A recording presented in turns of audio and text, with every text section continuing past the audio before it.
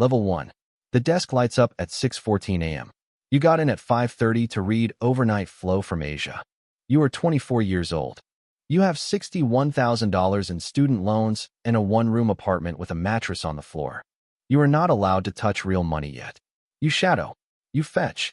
You rebuild someone else's spreadsheet at midnight because a single cell broke and nobody else stayed. Then one Thursday you catch it. A mispriced position in a senior trader's book. A hedge pointing the wrong way. $1,200 an hour bleeding quietly into the close. You flag it once, carefully by email. He fixes it without a thank you. He takes the credit in the morning meeting. You say nothing. You learn the first thing this floor teaches. Being right is worthless unless someone above you needs you to be right. Your days run 13 hours. You stop noticing weekends. You memorize which senior traders to stand near and which ones go quiet right before someone gets walked out. You don't have a seat yet, but you have already learned where the seats are. You execute on a $40 million order and never speak to the client who placed it. Your fills are clean. Your name is on nothing. The floor empties at 9 p.m. You stay. You watch the tape print after hours, and for the first time, it isn't about the paycheck. You want to understand the thing itself. Level 2.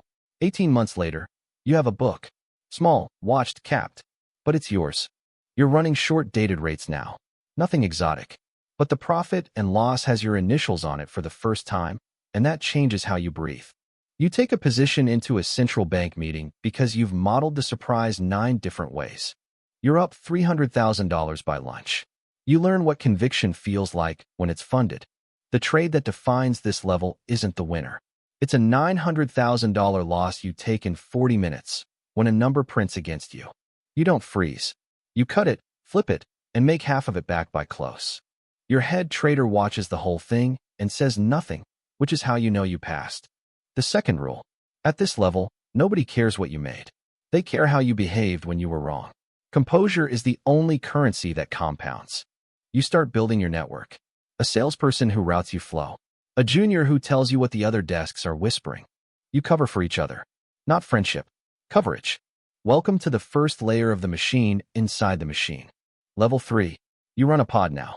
3 traders, 2 analysts, a risk budget that would have terrified you 2 years ago. You stop counting your own positions. You think in book risk now. Not trades. Exposure. You put on your first structurally significant position alone. A $750 million curve trade across 2 sovereign markets. Your name is on the risk report. The head of the desk is on the cover. But when the position moves, it's your phone that rings. This is the shift. You're no longer trading. You're allocating. And you start to see the architecture underneath the screen. The pension fund on the other side of your trade is a real institution managing real retirements. Your edge is their slippage. You don't say that out loud. Nobody does. You just book the profit. The position runs 8 weeks. Your year-end number is $620,000. You wire money home. You buy an apartment in a building with a doorman because the doorman is the point. You tell yourself the pension fund had its own risk team. You might even be right. The third rule. You stop asking whether the trade is fair. You ask whether the trade is yours to make. At this level, that's the only question with an answer. Level 4. You're not just taking risk now. You're sourcing it. Banks call your desk first when they need to move size quietly. Allocators want to know your positioning before they set theirs. For years, no blow-ups, no leaks. That reputation is worth more than any single trade. You run a $2 billion book across rates, credit, and currency. You sit in the morning meeting as the one who speaks, not the one who listens. Your analyst builds the model. Your junior watches the overnight. You provide the thing the screen can't. A read on what everyone else is about to do. You start to understand leverage in its real form. Not borrowed money. Information. You know which fund is unwinding before the tape shows it. You know which desk is offside before they hedge. You don't front-run it. That's not what this level is. But you know, and the knowing makes every decision faster. Then you lose a mandate. Not on performance. A competing fund manager sat on the same charity board as the family office's principal. 2 years of returns, beaten by a board seat. You don't complain. You join 2 boards inside a quarter. At this level, the trade is never just the trade. Level 5. The calls come before the open now. Some from numbers that don't display. You manage capital for 11 institutions. Each relationship is worth between $4 million and $50 million in annual fees. You are no longer an employee of the fund. You are the fund's relationship with these people. That distinction is quiet and total. You sit on the investment committee, a $1.4 billion allocation to a strategy you privately think is mediocre. You approve it anyway, because the allocator behind it controls 3 other mandates, and saying no costs more than being wrong. A political decision wearing a financial suit. Every decision at this level wears that suit. There is a junior on your old desk who reminds you of yourself at the start. Sharp, early, still asking whether things are right. You watch the machine begin to sand that down, and you say nothing, because there is nothing to say that the machine has not already decided. You travel without stopping. Singapore, Geneva, Riyadh, New York. The cities blur into the same lounge, the same car, the same glass conference room with a different skyline behind it. You have dinners with people who run sovereign money, not to pitch, to maintain. You learn their children's names. You remember which one lost a parent last spring. The dinner is the position. Capital doesn't chase returns. It chases trust, alignment, and the feeling of being understood by the right person. The best trade in the world doesn't get funded without it. Your identity has reorganized itself around the machine. You don't notice. Nobody does. Not at first. Level 6. There are 9 partners with carry in the fund. You're one of them. Your name isn't on the door, but it's on the things that matter more than doors. When the fund performs, you perform. When it doesn't, neither do you. This rewires how you think.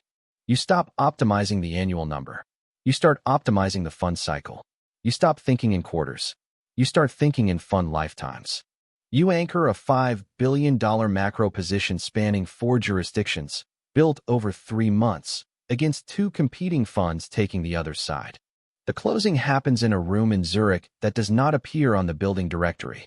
3 principals, 2 lawyers, and you. No screens. The whole thing is settled with a sentence and a handshake. And then it is law across 4 countries by morning. You structure the vehicle through a Cayman master feeding a Luxembourg holding. The tax treatment is significant. The structure is entirely legal. 2 law firms, in Dublin and Singapore, have signed off from every angle. You don't hesitate when you sign. The position adds 210 basis points to the fund's net return. Your carry on this alone will compound past $50 million. You stop going to most things you used to go to. Not because you're busy, because the conversations stopped being useful. You notice you can no longer remember the last conversation you had that wasn't, in some quiet way, about capital. Your world has narrowed to people who move it. You tell yourself this is focus. Level 7. 2 calls today. One from a Gulf sovereign fund. $9 billion looking for a home. They want your fund as one of 3 anchors. The second from a finance ministry. Not a staffer. The minister. You take both from the same room. 44th floor, corner, no screens, no terminal. Glass and silence. And a phone that connects you to people who move whole asset classes. You are not in the market anymore. The market is in you. Your positioning moves price. When you build, others notice. When you trim, desks write about it for a week. You sit on 3 boards. You advise a development bank's capital program. You brief officials twice a year on market conditions. You don't lobby. You advise. The distinction is real. The effect is identical. The moral architecture goes abstract here. There are no faces left in the decisions. A restructuring you sign off on will close plants in 2 countries you will never visit. And you will learn of it, if at all, as a line item in a quarterly review. The consequences are too spread out to feel, distributed across too many funds, too many countries, too many people who will never know your name. You don't feel the firms that close. You feel the fund return. You optimize the fund return. That is the system. The 7th rule. There is no outside view anymore. You are the view. Level 8. You don't carry a title. Just a name, with nothing under it. Senior advisor. Chairman of a family office. All technically accurate. None of it the truth. Stakes in 6 funds, 2 private banks, 1 reinsurance vehicle in Bermuda. You are 73. 49 years inside the machine. It outlasted everyone who hired you, and it will outlast you. 3 central bank governors know your first name. Not because you set policy, because the information runs both ways.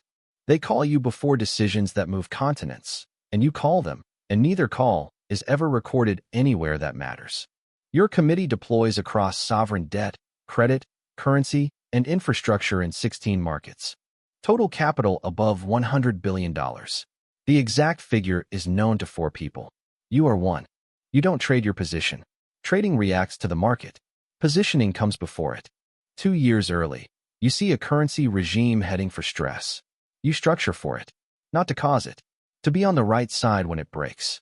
When it breaks, governments hold emergency sessions, and families on the other side of the world lose a third of their savings overnight. And your funds gain, and the press calls it foresight. The cost is the part nobody warns you about.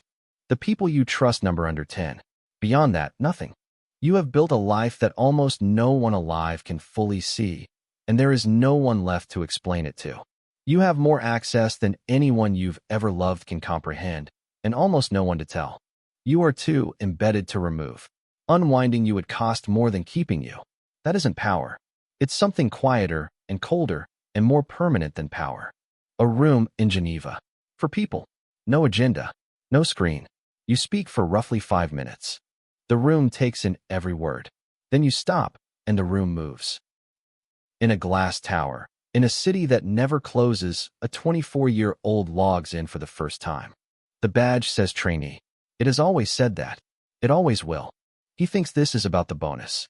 He thinks the machine pays out what you put in. He doesn't know yet what it actually rewards.